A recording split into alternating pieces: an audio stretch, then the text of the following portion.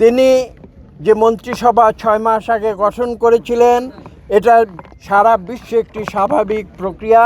তারই ফলশ্রুতিতে আজকে তিনি মন্ত্রিসভায় সংযোজন করেছেন এবং বাংলাদেশের যে সমস্যাগুলো, যে কথাগুলো সম্বন্ধে তিনি নিজে সম্পূর্ণভাবে ওয়াকিবহাল রয়েছেন, সেই সমস্যাগুলো দূর করে বাংলাদেশকে একটি গতিশীল রাষ্ট্রে পরিণত করা এবং বিশ্বের বুকে বাংলাদেশের সুনাম পুনঃপ্রতিষ্ঠিত করা।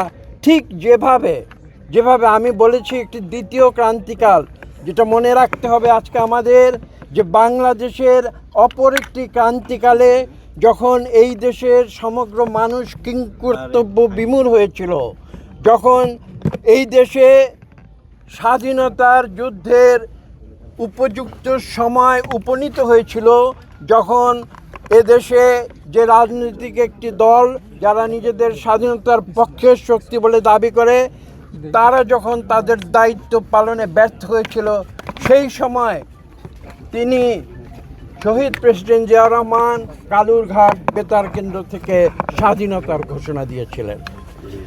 এই ইতিহাসগুলো আজকে বলতে হয় নতুন প্রজন্মের জন্যে, কেননা আজকে আমরা দেখেছি যে বারবার বাংলাদেশে গণতন্ত্রের যে পরিক্রমা সেটা ব্যাহত হয়েছে এবং বারবার বিএনপি সেটাকে নতুন করে প্রচেষ্টা নিয়েছে এদেশকে গণতন্ত্রের পথে নিয়ে যাওয়ার জন্য। এ প্রসঙ্গে আমি আরেকটি কথা না বললে আমার বক্তব্য অসম্পূর্ণ থাকবে। আপনাদের মনে আছে 81-র দশকে 1981 পরে শহীদ প্রেসিডেন্ট জিয়াউর রহমানের দুঃখজনক বিদায়ের পরে 62 সালে বিএনপির হাল ধরেছিলেন দেশনেত্রী বেগম খালেদা জিয়া এবং 1982 সালে দেশনেত্রী বেগম খালেদা জিয়া নতুন করে দেশের হাল ধরেছিলেন এবং আপনাদের মনে আছে তিনি রাজপথে সংগ্রাম করে আপোষহীন নেত্রী হিসেবে নিজেকে প্রতিষ্ঠা করেছিলেন এবং 1991 সালে এসে জনগণের ভোটে বাংলাদেশের প্রথম নারী প্রধানমন্ত্রী নির্বাচিত হয়েছিলেন। এবং আমি যে কথা বলেছি সেই ধারাবাহিকতায় আজকে আমরা 2026 সালে এসে আবার নতুন করে জনগণের ভোটে আমাদের প্রধানমন্ত্রী জনাব তারেক রহমানের নেতৃত্বে আমরা এই দেশকে নতুন করে ইনশাআল্লাহ গড়ে তুলব। এটা কোনো প্রশ্ন নেই, আমি একটু আগে উল্লেখ করেছি, এটা দুনিয়ার প্রত্যেকটি দেশে এটা একটা স্বাভাবিক প্রক্রিয়া। আমরা কাজ করব, আমরা কাজগুলো সঠিকভাবে এগিয়ে নিয়ে যাওয়ার জন্য অ্যাডজাস্টমেন্ট যেটা প্রয়োজন হয় সেটা করবে। এটা তো দুনিয়ার সব ক্ষেত্রেই হয়ে থাকে। কাজে এইটা নিয়ে আপনারা অতিরিক্ত কোনো বিশেষ গুরুত্ব আরোপের কোনো প্রয়োজন আমি দেখি না। দায়িত্ববোধ তো রয়েছে, আমি যখন প্রতিমন্ত্রী ছিলাম তখনও দায়িত্ববোধ ছিল।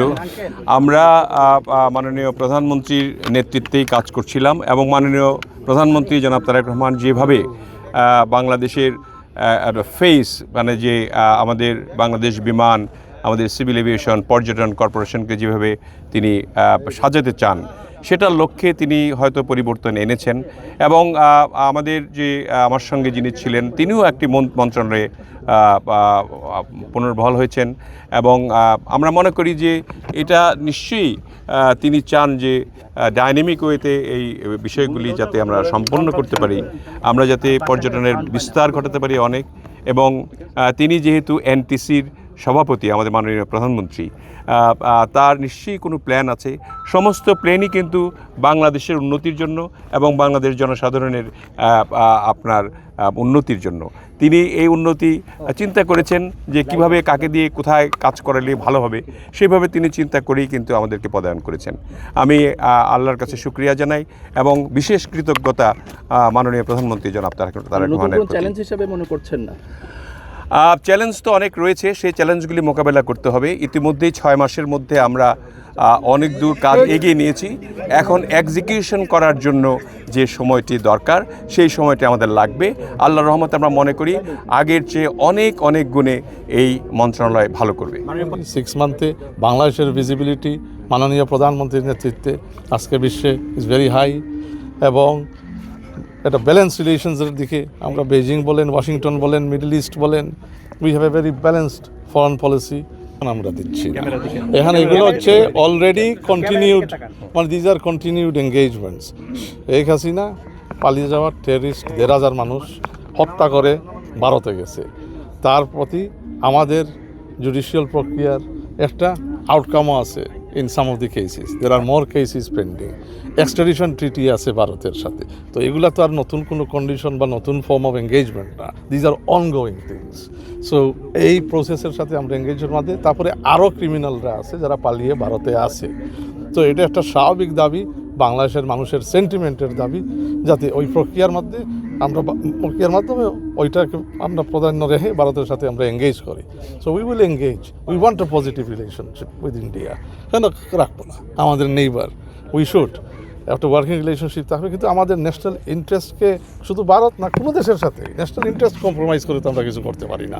ওয়েন আওয়ার ন্যাশনাল ইন্টারেস্টের ভিত্তিতে এটা আমরা কনসেনসাস আমরা মানে আসবো, উই ক্যান মানে ভিজিট ভারত। যদি কালকের ভিতরে আমরা একটা মানে ইয়ে পারি, we can do it next week, we can visit next week or the week after. এখানে কোনো রাশ নাই, এখানে আলাপ আলোচনার বিষয় আছে, এখানে গ্রাউন্ড ওয়ার্ক করার বিষয় আছে। একটা prime minister two prime minister visit তো আর হইতে পারে না যে আসিয়া আমি মানে এটা তো মানে it's not a game play. মানে এখানে তো দুই heads of government will meet, there needs to be some ground work. So we are doing that. That is good will, good gestures that India থেকেও আসছে, আপনারা দেখছেন যে they have acknowledge that the sentiment বাংলাদেশের মানুষের এই পলাতক সন্ত্রাসী শেখ হাসিনার এই প্রেস কনফারেন্সের মাধ্যমে মানুষের সেন্টিমেন্ট হার্ট করেছে 5th August, and they noted that. It's a good start. এখন দেখি বাকি আলোচনা একটু প্রোগ্রেস হোক, এবং আলোচনার ভিত্তিতে আমাদের ন্যাশনাল ইন্টারেস্টের ভিত্তিতে আমরা অবশ্যই যাব যখন দ্য টাইম ইজ রাইট। আলহামদুলিল্লাহ, আল্লাহ তাআলা অনেক বড় সুযোগ দিয়েছে। আপনারা সবাই দোয়া করবেন, দেশবাসীর কাছে দোয়া চাই যাতে সততার সাথে নিষ্ঠার সাথে ভালোভাবে কাজ করতে। এখনও তো আসলে আমি দায়িত্ব পেয়েছি, কালকে থেকে অফিস করা আরম্ভ করব। আমি গেলে আসলে বুঝতে পারবো যে এই মন্ত্রণালয়ের কাজের পরিধিটা কত বড় এবং আসলে প্র্যাকটিক্যাল কী কী প্রবলেম আসে। তো আমার বিশ্বাস ইনশাল্লাহ আপনারা সবাই সহযোগিতা করলে, দেশবাসীর সাথে থাকলে ইনশাল্লাহ ভালোভাবেই করবো ইনশাল্লাহ কাজ। ঠিক আছে? Freeze that day, well done. Freeze that day, well done. Freeze that day, well done.